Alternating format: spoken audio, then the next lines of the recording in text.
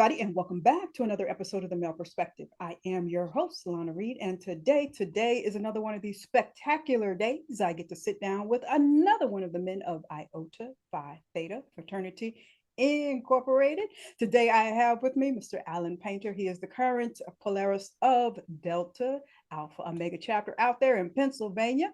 I am looking forward to spending some time with him today, but first and foremost, as I always do, sir, I take a quick moment to pause, say thank you to you for making time for me today. Time is a gift. Once we give it, we can't get it back.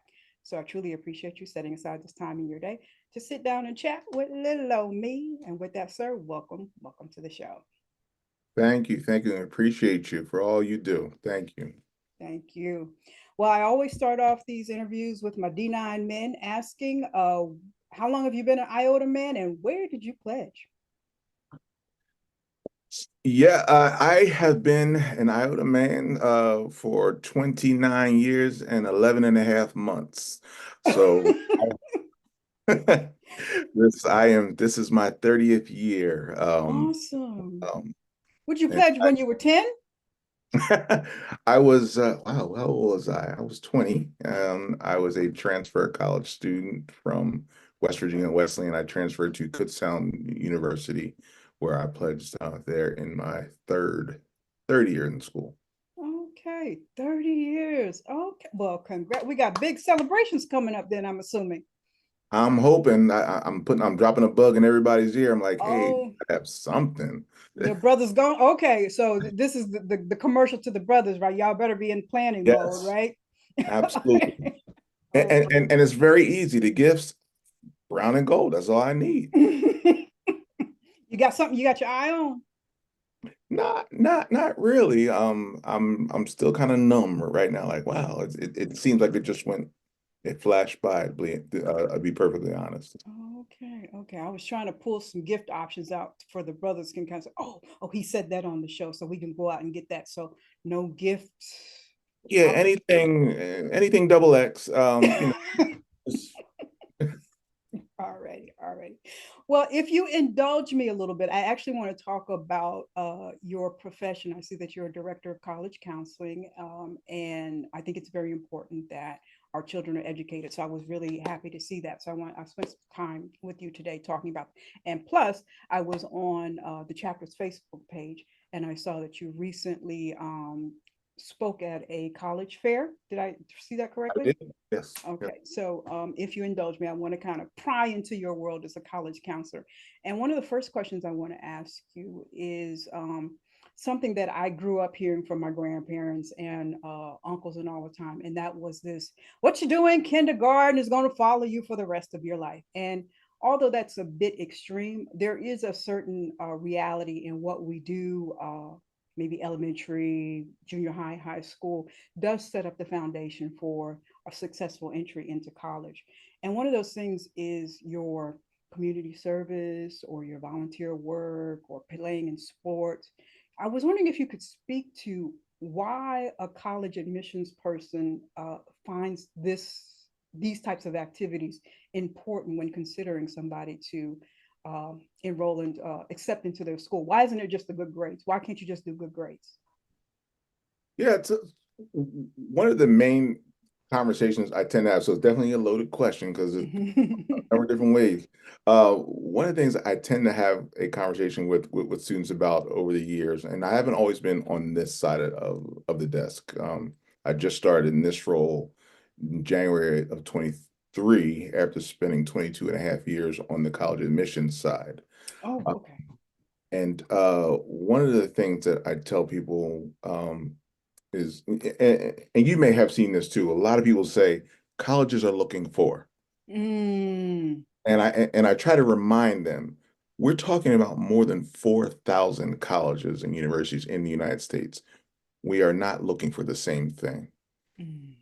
And it is a huge mistake for many to broadly say colleges are looking for, because college A is looking for this, college B is looking for this, and ultimately there are institutional goals, there are priorities that must be met. But from the standpoint of the things that you just mentioned, you know, obviously your grades, the courses that you've taken are going to set you up beautifully. And I'm a huge advocate for protecting your grade point average. Your grades are, that's kind of like, the first layer. But when you're looking at schools, I just looked at, I think it was Arizona State has like 89,000 applications or something like that. Obviously, when you sit down and look at an application, a larger school like that can't just look at you and really pry in. So it's going to be a really quick review of that application. So in essence, what things are going to stand out? I've spent my career at smaller liberal arts colleges, and still with 6,000 plus applications. It is a lot, but I can spend the time getting to know you as an applicant. And at the end of the day, my job as an admissions officer is one, to put butts in the seats, but two, what student's going to come here and make an impact? And what kind of impact will that student make? So if I'm looking at a student who has been involved in service or has been involved in an athletic program, or a student who has pursued research, it's very interesting to me. And of course, I want to bring all these unique personalities in a class, and I get to present this class to the institution and hopefully watch you grow through those four years, because I tell them getting you to school is the easy part. Getting you through school is the work. And I need to get you through, and I need to watch you through. And when you graduate, that's when my job is done. Somewhat. So we need to see who we're bringing in. So so that's really one of the real important things, is know what certain school is looking for in their students. Don't assume that Harvard is looking for the same thing Princeton's looking for. That's not necessarily true. And I've seen many of students who were admitted to Princeton but not admitted to Harvard. Same transcript, same background, different priority. So the best thing that you can do is look at your background and make it all look good. Make it present the best you to those schools. All right. So is there a way for a high school student to, let's say Harvard is a desired school for me. Is there a way to kind of peek into that school and say, this is what this particular school is looking for, so let me start to set myself up now? Are there ways for them to kind of do that pre-research? Absolutely. I certainly doing, and obviously schools like the Ivy Leagues tend not to do a whole lot of college fairs the way, like this past weekend where I was at the program. You tend not to see them at those programs, but there's over 400 schools that attend a fair like the one I was at this weekend. So for my students, I'm like, hey, get yourselves there. Find the schools, walk around and have those conversations. You mentioned your grandparents. My grandmother was undoubtedly the most influential person in my life, and she used to say the dumbest questions are the ones that you don't ask. So I tell students, go and ask those dumb questions. Ask lots of them. Someone that's what their job is. It's there to answer your questions. Go learn. That's the first layer. If you have the opportunity to visit, now visiting is not always easy, but we are really in a different age where you've got Zoom, like we're on now. You've got virtual visits, you've got email, you've got phone. You've got Instagram, Snapchat. Colleges are investing a lot of money in making sure that information is out there for you to find.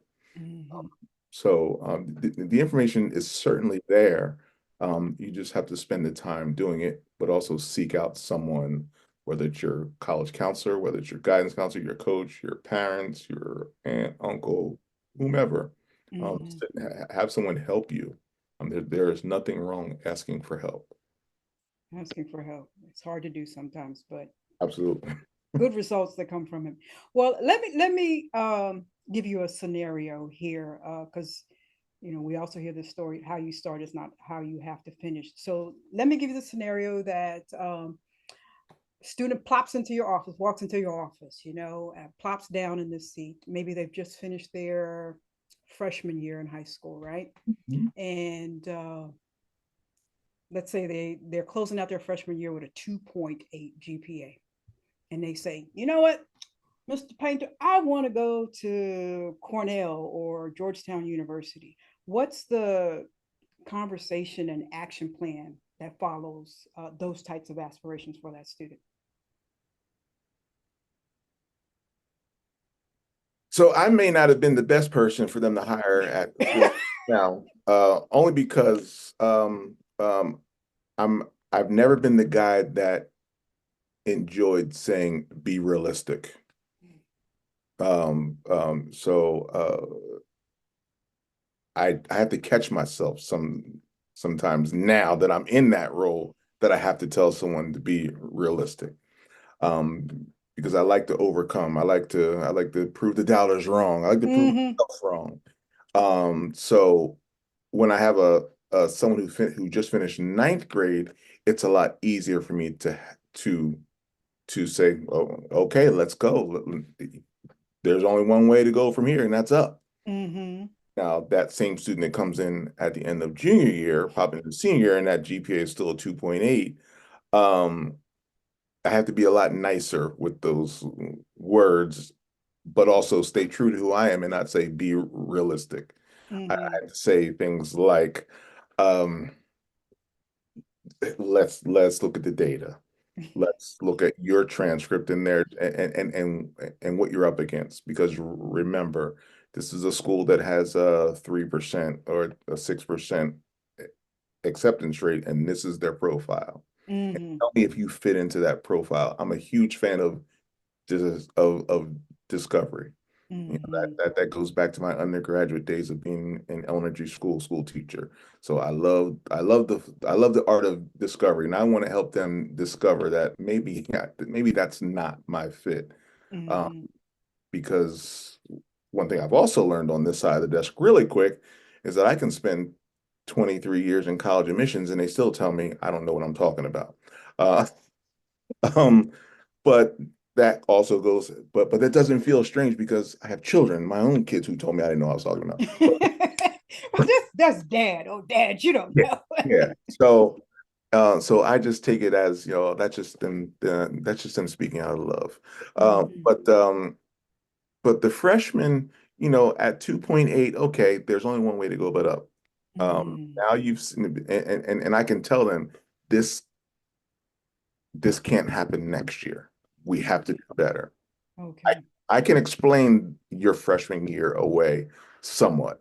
Mm-hmm. But if you keep pulling grades like this, then we've got to pull these schools off your list. Mm-hmm. I'm not Okay. saying that it's impossible because nothing is impossible, but let's play the odds. Mm-hmm. And if you've got a 2.8 and their average GPA clearly is, and SAT is clearly at the top of the charts, you're not who they're looking for. They have Mm-hmm. plenty of kids that have much higher GPAs in their transcript than you.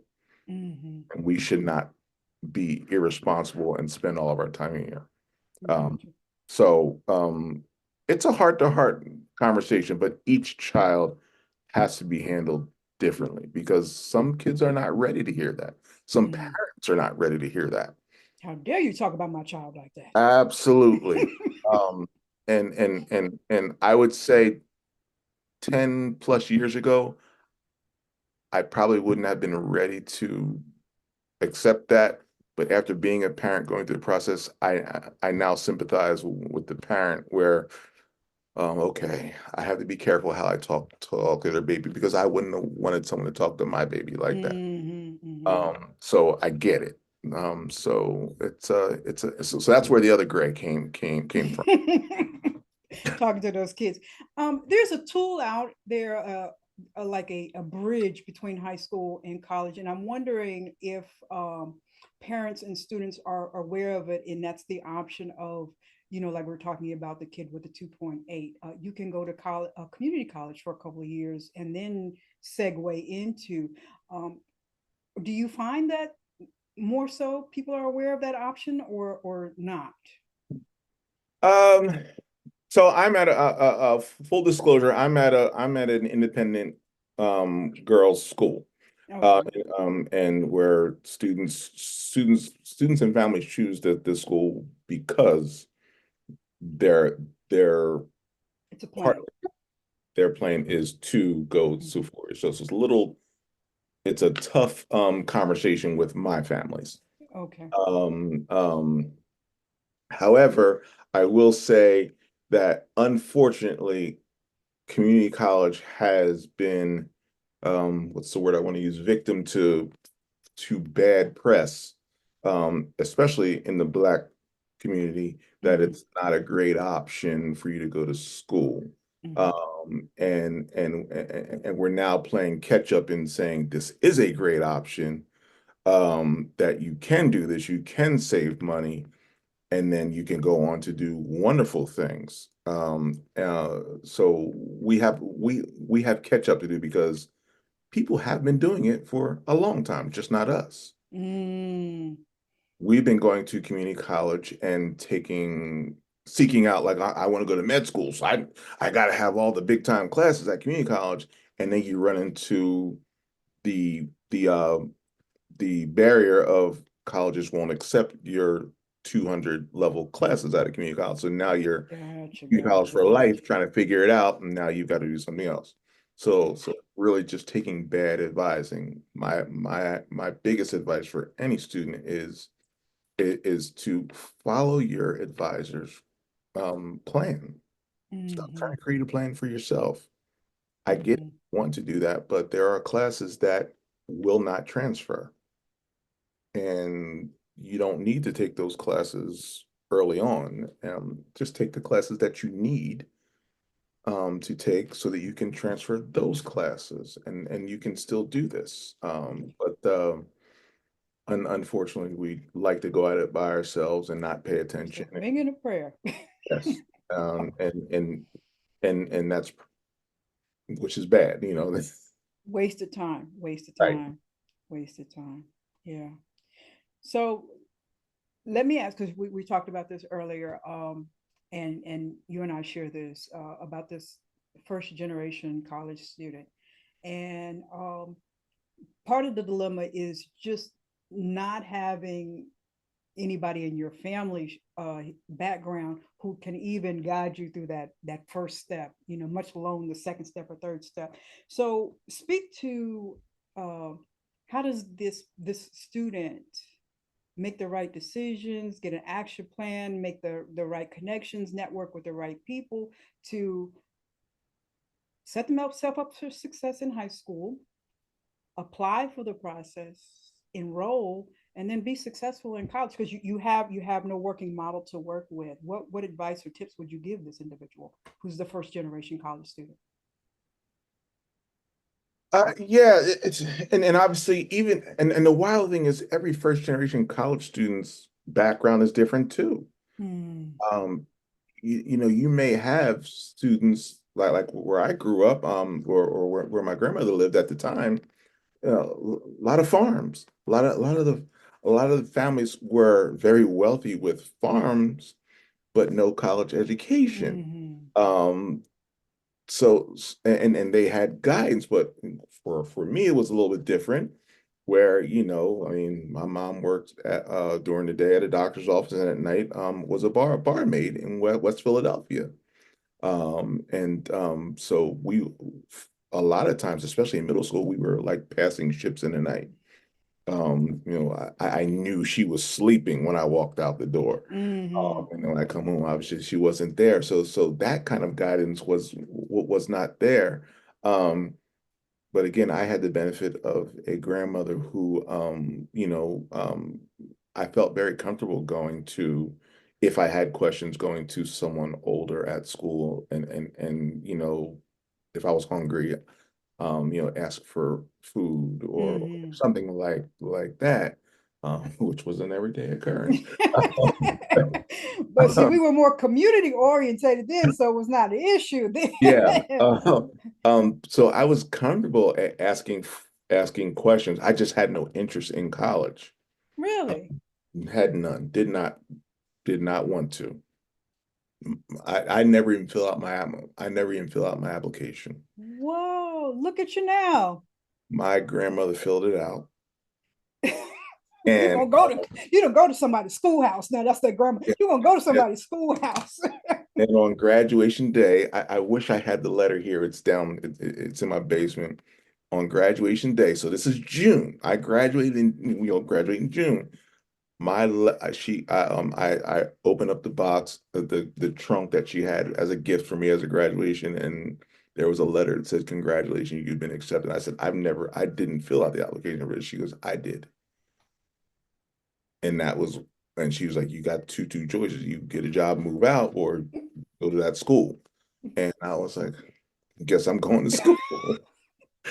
Go grandma, go grandma. But but unfortunately, today, obviously, no one can or should be filling out your application for you. This is not Mm-hmm. time where you're filling out an application for someone else because you will be figured out quickly. Mm. But students should not be afraid to just talk. Everyone wants to be secretive and things like that.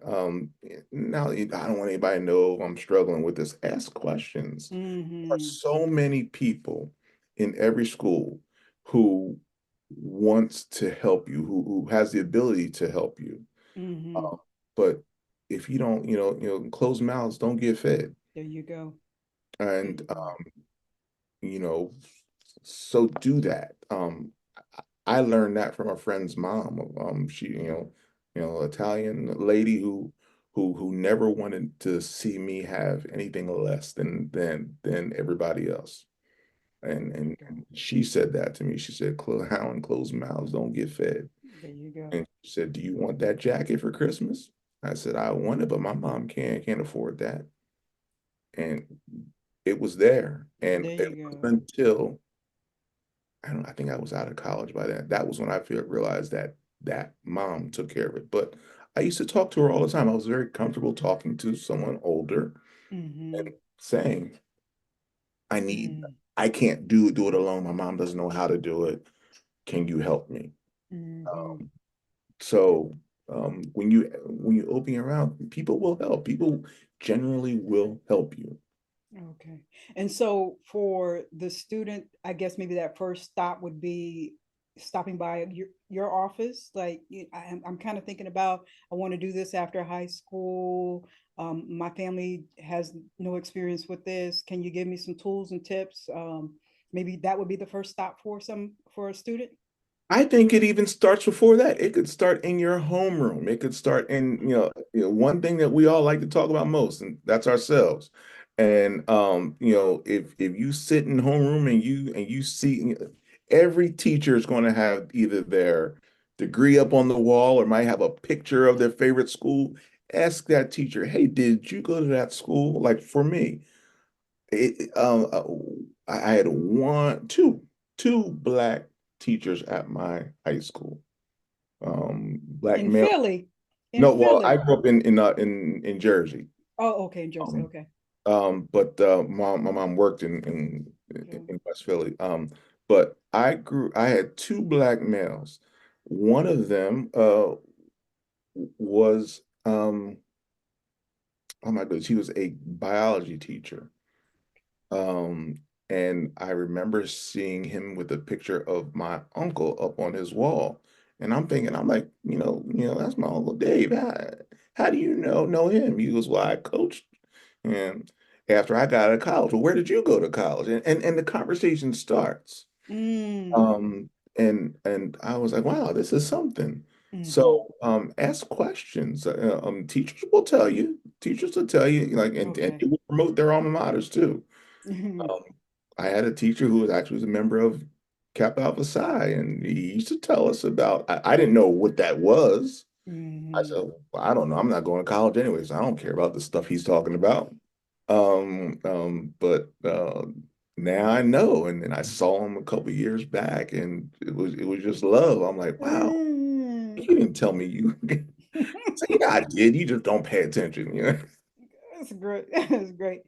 Let me ask you this though. So since grandma filled out the application and you went kind of begrudgingly, at what point did you start to say, hey, I kind of like it here? This is kind of cool. Mm. Um, um, full disclosure, my first semester in school, I got a .8 grade point average. Obviously, Okay. they should throw you out at that point. Um, and for some reason they thought it was okay to keep me around. We see And potential. yeah, and they gave me some hard conversations and I worked. And then when my grandmother, when we learned March, May-ish of my second year, we learned that she had cancer. And I began to say, I began to be real bitter. I could not figure out why her. Mm, And I was angry at everyone and I was going to drop out and go home. mm, And I told that's what I wanted to do. And the coach convinced me to transfer. And I kind of took his advice. I saw a school closer to home so I could be closer to home. I still had every intention on dropping out. I just, I lied to everybody. And literally on her deathbed, actually the night before, July 18th, 1994, she said to me, she opened her eyes and she said, I heard that you're transferring. And I said, yeah. And she looked at me and she said, you know what you're doing? And to this day, I regret it to this day. I lied to her. I said, I know exactly what I'm doing, Grandma. I got it. Why are you worried about, like, I was angry. mm, And I never gotten smart with my grandmother. mm, Because you just don't do that. mm, And I said, I know what I'm doing. I said, stop worrying about me. I got this.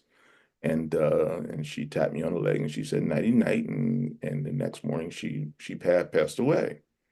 And it was after that I said, you know what?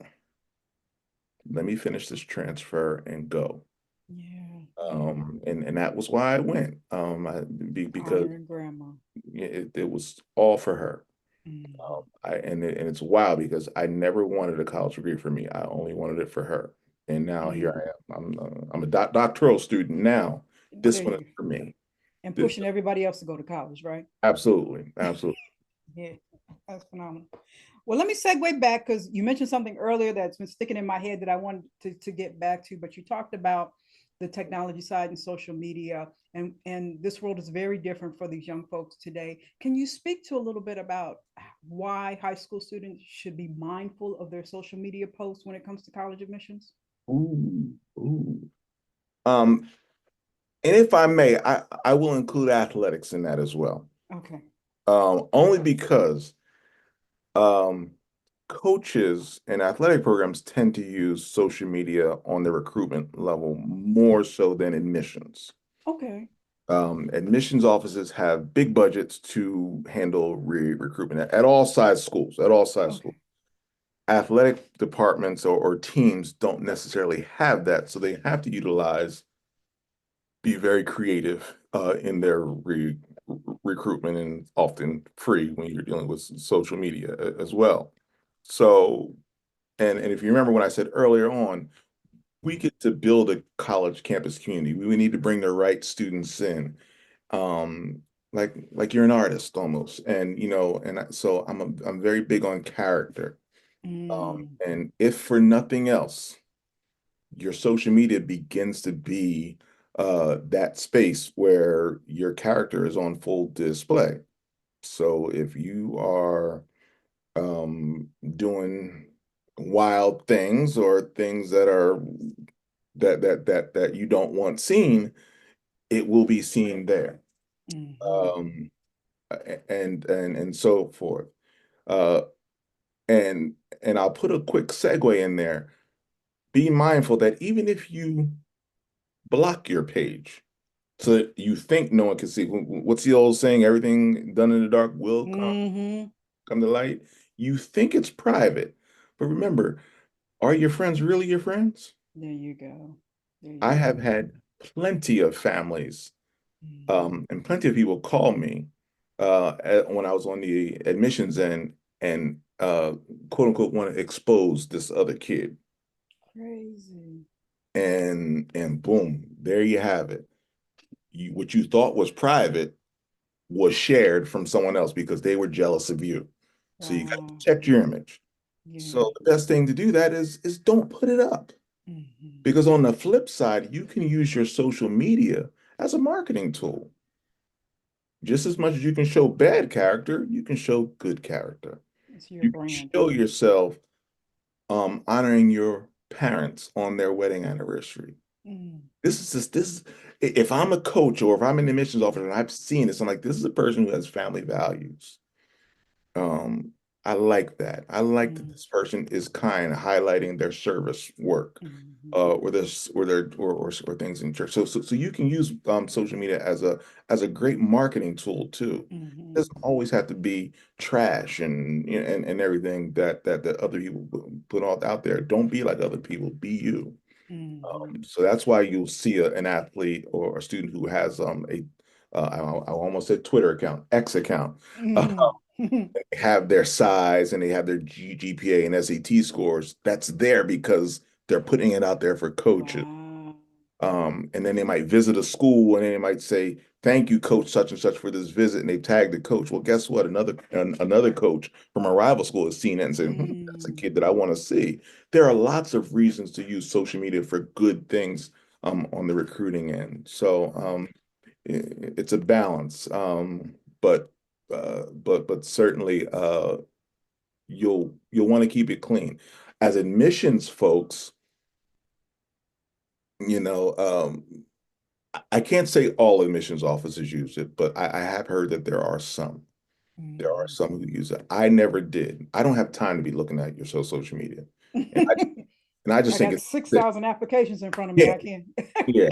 I just think it's sick to be looking up some 15-year-olds social media like Yeah. you don't have enough in your application packet to be looking up someone There also. you go. Yeah, But true. I get it. But again, it goes back to, if you put it out there, someone might draw attention to it, saying, you just accepted John Paynter. I don't want to say John Smith because I know a John Smith. I won't put him out. But you use John Paynter, and John Paynter's selling drugs on social media. He was Oh, posting all of that money and all that stuff on. yeah. Yeah. Okay. Yep. And that's how quickly it goes south, and people do it. People do it all the time. It's Mhm. it's it's pretty bad. So, watch your circle. I also tell my students too, I don't follow you, but be careful that if you have friends that are doing something, be careful not to like that picture.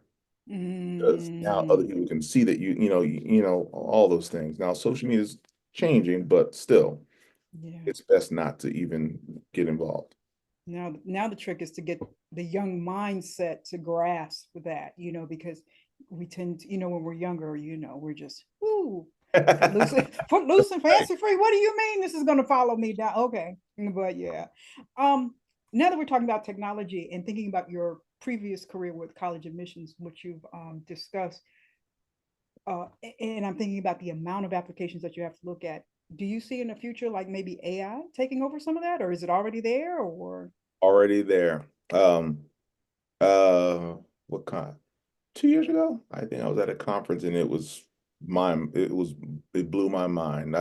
You know, f again, for full disclosure, once COVID hit, I I think for me being someone who had been in the field 20 plus years at that point, I began to see like, wow, am I going to be able to keep up with this younger generation who's now coming into the field when it comes to technology? But now you also start to wonder, now that AI is rolling in and how AI is being used, or might be used. I mean, every school is going to be looking for that leg up on how to efficiently move through this process. So, mm-hmm. so there are companies that are at the conferences. Um, Selling their product and how they can use AI in lots of ways. So it's definitely there. I know even with my own students, I try not to, but you know, there's the temptation at times to drop their essay in there to see if AI wrote it or the student wrote it. Mm-hmm. And I'll be honest, I've been wrong at every turn, and I'm glad I have been. I'm glad that they are the students that I knew that they were. They are Mm-hmm. excellent writers. They Awesome. don't need Awesome. AI. Awesome. But I certainly have been tempted at times, like, wow, This is really good. Like, wait a minute. like, wait a minute. This I'm like, doctoral. This is doctoral stuff. Like, wait a yeah, minute.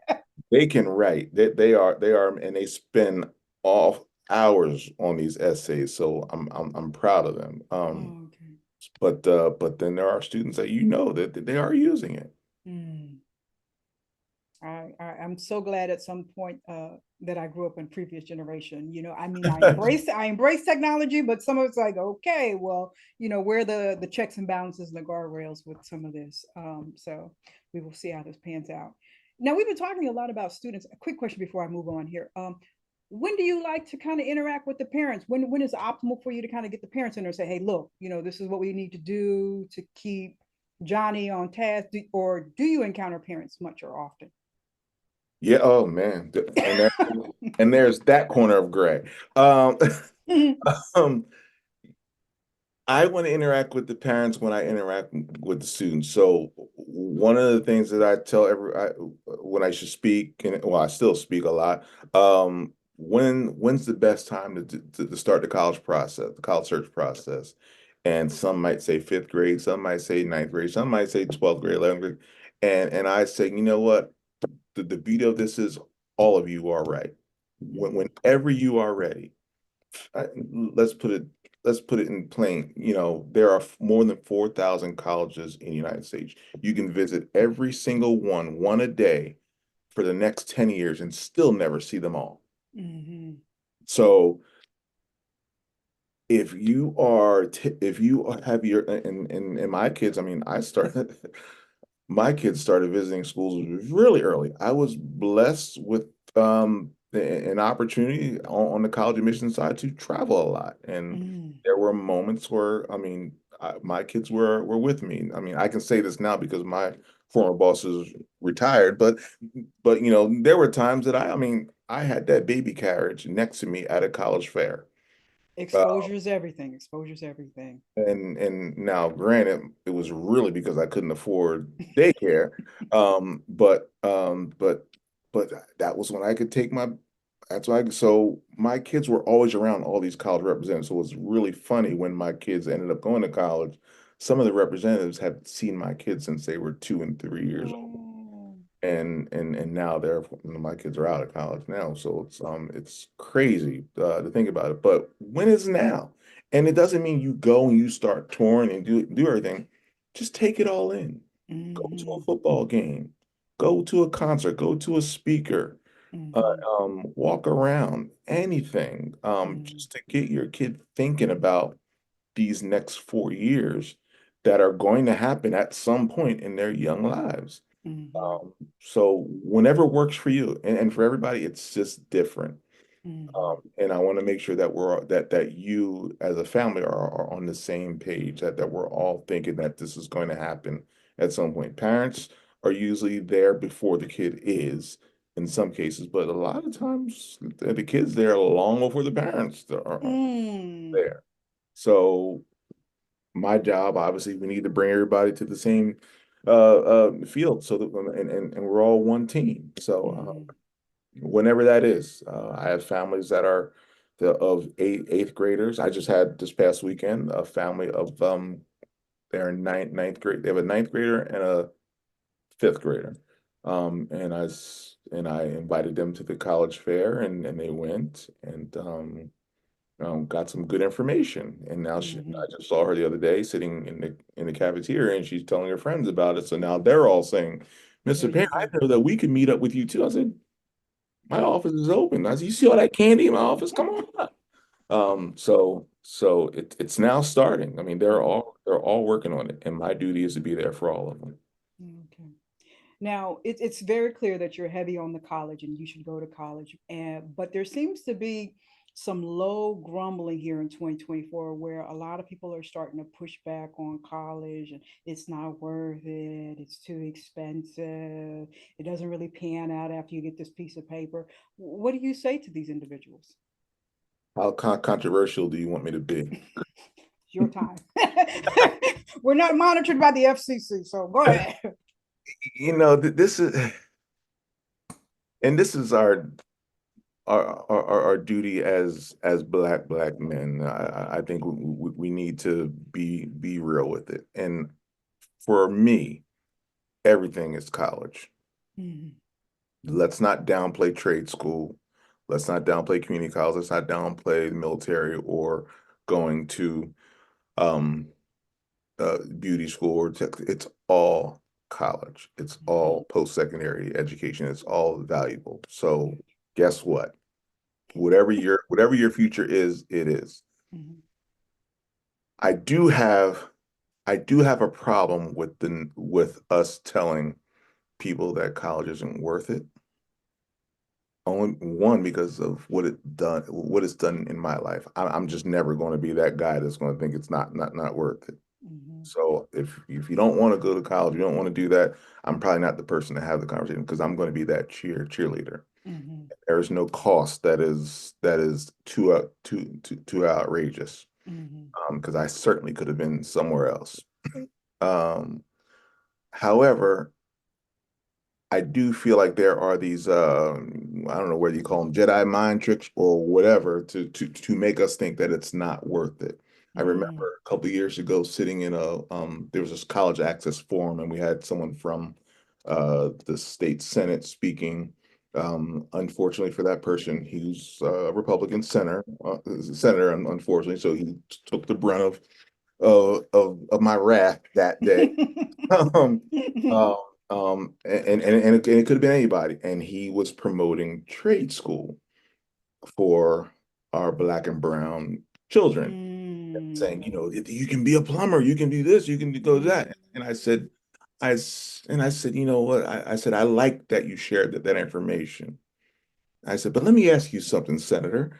I said, if trade school is so wonderful, where's your kids going? And he kind of paused, and I said, I'm just curious. It's so Mhm. wonderful, right? It's a great you can you can do There great things. you go. Where are your kids going? There you go. That And part. I'm like, because I find it really funny that you're only promoting that to our children. Mhm. So my kid can't become a doctor, but yours can. Hmm. My kid can't become a lawyer, but yours can. It's not Mhm. worth it for my kid to become all these things, but it's fine for yours. I said, now if your kids are going to trade school, then now we're talking. Mhm. So I wonder, I truly wonder what the motivation is behind telling our young black and brown kids that they can't be whatever they want to be, There you go. and they Yeah. have to be this. If they want that, then why? And that has resulted in too many children and families saying it's not a good investment for us to be in school for 8 to 10 years. Why? Why? Because what happens after that 8 to 10 years? What are we going to do then? Right? I mean, the influencer salary only lasts for so long. So I mean, what's the game plan? I mean, yeah, it's just been very disturbing to me. I get it; it's expensive, but what are your options for long term if you don't? Absolutely.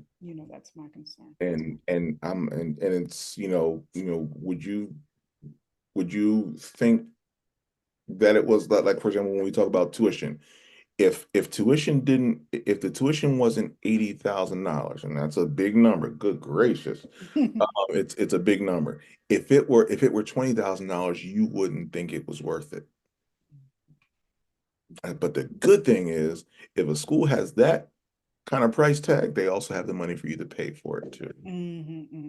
And that's the Um, tools that we're not given as well. I think, we just see the 80,000, but we're not also told behind that there are some alternatives or some options for you to minimize that 80,000. Absolutely. Mhm. Absolutely. It is a big price tag and it's only going to go up.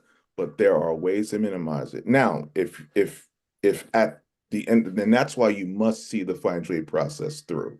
See Okay. it through. Let the school make their offers and go through the packaging and things like that. And if you have to come back and say, I need more, because guess what? Even our wealthiest families are coming back saying, I need more money. Mm-hmm. We don't know that. We just assume that they're just dishing out. No, they're coming back asking for it. I spent 23 years asking, can I get more? Can I get more? Mm-hmm. $500. I'm like, Mm-hmm. why not you? But I just I have a problem um when we are moving our black and brown kids There out you of go. seats and telling them, well, trade school's the best thing for you. Why so? Where are your kids going? There you go. There you go. And so and now if our kids say this is what I want, I'm your biggest cheerleader, Mm-hmm. but I'm not going to force you into that. Um, Mm-hmm. so Don't it remove the option from me, my right. children. There you go. I get it. I get it. Well, let me close out before I ask you my random question. I wanna ask you about this gray hair here, because a portion of it is dedicated to Delta Alpha Omega. How many brothers are in your chapter? Unofficially, because Unofficially, obviously, there's that, yeah. other piece there. There's about 41 brothers on our roster, and we were chartered in 2020. Oh, you guys are babies. We Well, are, well, full disclosure, we've been around since 1999, but okay, never pursued a chapter. okay, okay. So in 2020, decided to pursue a chapter. In COVID, that was COVID, right? It was, So we got free time. We're going to get this together here, huh? yeah, I got a phone call and I was like, okay, let's go for it. Ask my wife. I'm like, now you know what I'm going to do. You know I'm going to go full tilt. If I That's right. are you all right with this? And when she said yeah, I was like, okay. Hmm. What's the most challenging thing about leading a team of grown men? Ooh, ooh, vision, Vision. vision. I think for us, uh, everyone wants to make an impact. There are no doubts there. Uh, Mm-hmm. but we all come from different backgrounds. Mm-hmm. We all come from uh different mindsets, and obviously we're a bunch of grown men, and we all come from different colleges and things like that.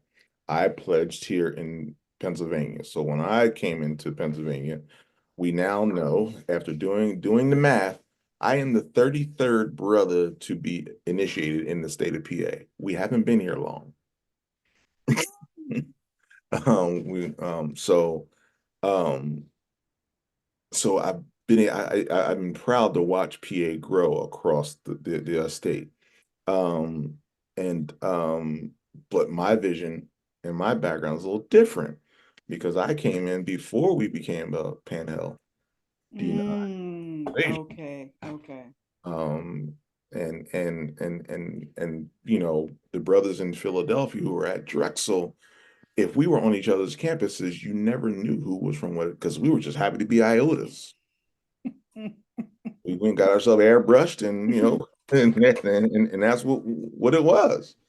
Um it's definitely a different Iota now, and I think some of our younger brothers have a different vision. When I say younger, we're talking 10 plus years after, but then even beyond that, Iota has grown a little bit differently since then. Mm-hmm. So we all have different vision. And then of course there are the brothers that have come in recently, who came through the alumni chapter. Right.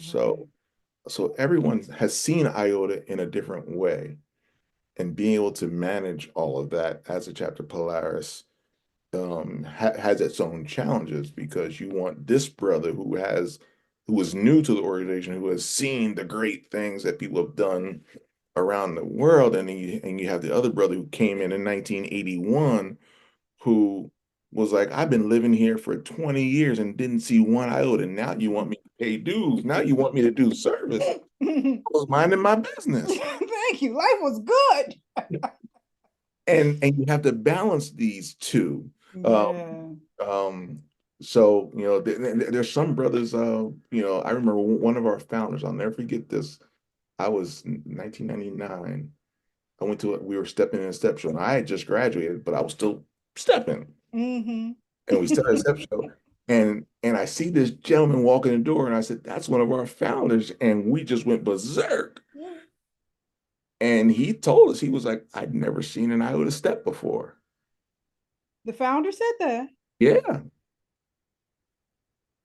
And so Oh. that was just so fascinating to me that, you know, how He I hadn't seen the worked. evolution. Yes, how the fraternity had grown just in that time period. Yeah. So it's just so really some of this gray hair comes from, you know, managing the different expectations and vision. We all have different goals and visions, and sometimes you have to put yourself in check too. Mm-hmm. And I recognize that as well. You know, I just, you know, I'm to the point now that I just want to dress up and wear a tux and say I'm an iota because for so many years I couldn't do it. And that's my biggest I mean, that's my biggest motivation, dressing up and doing it. Mm-hmm.